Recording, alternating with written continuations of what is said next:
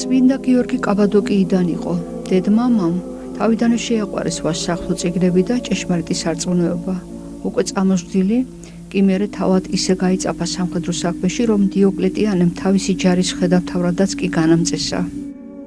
ქრისტიანთა დევნისას დიოკლეტიანის ბრძანებით იწყეს იმ მორწმუნეთა დაწინაურება, რომლებიც უარყოფდნენ ქრისტიანულ რელიგიას, ხოლო ვინც ამას შეეწინააღმდეგებოდა, საზარელი სიკვდილის სჯიდნენ.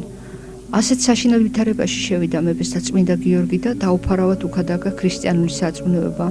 მან ამხილა კერპთადმი თაყვანისცემის სიმცირე და გაკიცხა ყველა კერპთაყვანისცემელი.